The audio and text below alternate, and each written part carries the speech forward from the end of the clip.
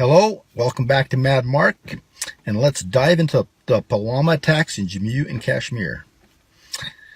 We have three options right away.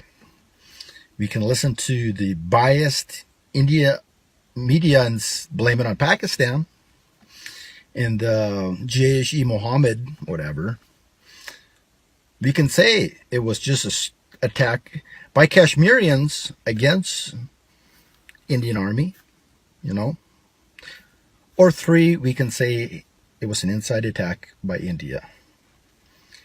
I am absolutely not a conspiracy theorist at all. But I have to go with the last option. I truly do believe it was an inside job by India, and I'll explain why I feel this way. First off, right when the attack happened, you could see Modi waited 3.5, according to the opposition party to Modi, they said he waited 3.5 hours. The first 3.5 hours after the attack, he was taking pictures. He was doing some kind of movie video type thing where he's just promoting himself. He didn't even talk about it. That's awful fishy. And then if you look at Pakistanis, Imran Khan, you could see right in their eyes that it's just like, wow, I wasn't expecting this, They were shocked looking. You look at India, you look at Modi, you look at some of his generals, they just had a look on their face like they weren't surprised. They were all casual. They obviously knew in advance. They had a warning in advance. But here's why I believe it was an inside attack. 350 kilograms of explosives inside such a secure little area. I mean, can you even comprehend that?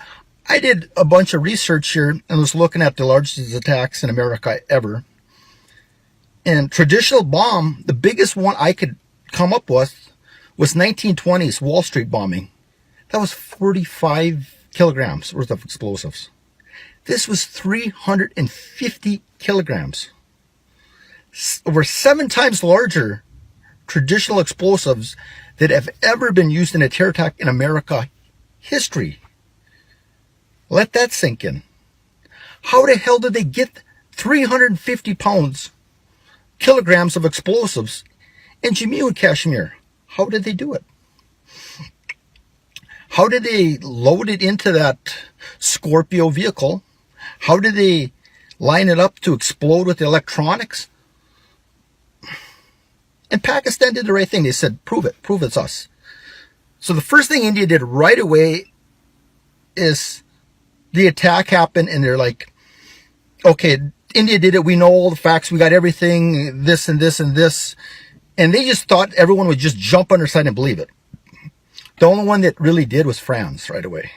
And because Macron's a piece of shit and he's trying to kiss anyone's ass that he can to get drum up support. So, and we can ignore them. I mean, I hope that country fails. I hate France, and I hate Macron.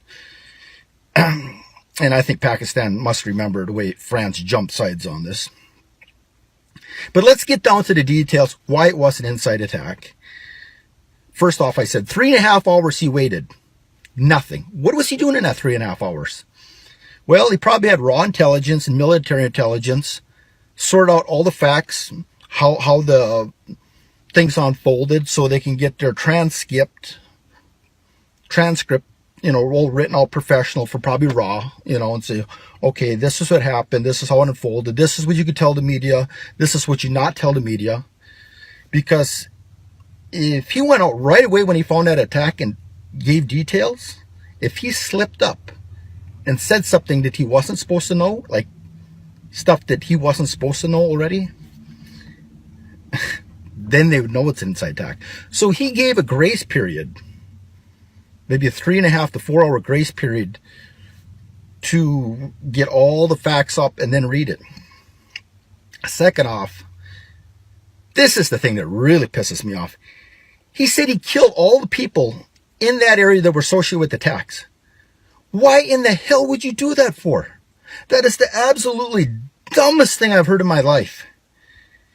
if you have the mastermind of the attack, you take that person by alive to get information. That is your link. If Pakistan did it, that is your link back to Pakistan. Okay? You killed your evidence. What evidence you got now? What you said you got inconclusive evidence. Where is it? They're demanding it. First thing I would ask, Indian Army, you have these, why did you kill these terrorists for? Obviously, you take them alive. You know?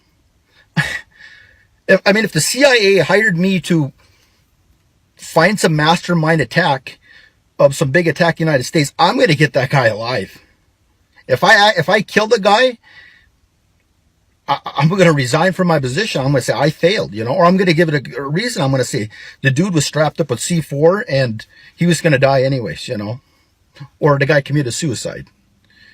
But they killed the evidence on purpose. And the problem with that is ISI, what they would have did is they would have got a hold of contacts of the people that carried it out and asked them, where did you get the explosives? Who gave them to you? Who lined it up? Who told you to hit this spot at this time? They would have probably got some names. They could have probably drawn out a face sketch. And ISI and Pac Army could probably link it back to some guy maybe working for the Indian Army and reverse engineer how it was an inside job. Pakistan didn't want that. India did not want that. They killed all the evidence. They killed all the evidence there. Anybody associated with that attack, they killed them. Why would you do that for? Second of all, that place was secure as hell. Probably the most secure place in the world, almost, that road. They had checkpoints everywhere. So you have a Scorpio car with 350 kilograms of explosives in it? All these dog-sniffing dogs, you could have one little stick of dynamite inside the tire well of a car and they'll go right over to it and sniff it and sit there. You're going to tell me they don't have that technology? They don't have a goddamn bomb-sniffing dog over in India at the checkpoints? It's ridiculous. You have a Scorpio come over, you pop open a door, a dog's there. If he just sits there, you got to search the thing. And you got how many checkpoints? And then you kill the evidence. And then Modi doesn't respond for 4 hours. And when he does, he's all casual and he doesn't look surprised. And now let's go into the motive. Why would they do it? Pakistan has nothing to gain by it. For 30 years, Pakistan has been struggling economically, okay? And now all of a sudden they got this massive investment. You got Gadar down there, and you got CPEC. You have Saudi just invested like $20 billion. You have, United Emirates investing. You have Russia invested like $10 billion into the gas infrastructure. So all these infrastructure advancements, and India didn't like it. They did not like it. They wanted to destabilize Pakistan. And I believe they figured they had to pull this off. They did an inside job. And the whole goal of the attack was to isolate Pakistan, both diplomatically and financially. That was their goal. So they did the inside job, and they just thought they were going to do the same thing they've always done in the past, like they did with the 1999 war, where Pakistan's a terrorist nation, and we condemn terrorists, and everyone has to be against them. It didn't work. So this attack was a success for Pakistan, because the world is not believing them. And they tried to sanction a couple people in the Olympics for it from Pakistan, and the Olympic Committee said, you don't have the evidence. They didn't buy it either. So this whole attack is backfired on India. And I think the attack is going to backfire in a way that it's going to get Modi out of office. Because it seems like the opposition party, the Congress party over there, they hate it. And there's nothing more they want to know than it's an inside job. If they figure it's an inside job and Modi had something to do with it, and you have enough public opinion in India thinking that, he's done. He's absolutely done. So that's the big thing. I think you just got to drill. It is an inside job. You had probable costs up. They had everything to gain from it, India. Pakistan had nothing to gain from the attack. You look at the amount of explosives that were brought in there that weren't detected, that sat there for how long. India killed all the evidence or anyone associated with it to be questioned, which is absolutely ludicrous. You think the CIA, you think we do that when we find terrorists? No, we bring them to Guantanamo Bay and waterboard them. We get any intel out of them possible.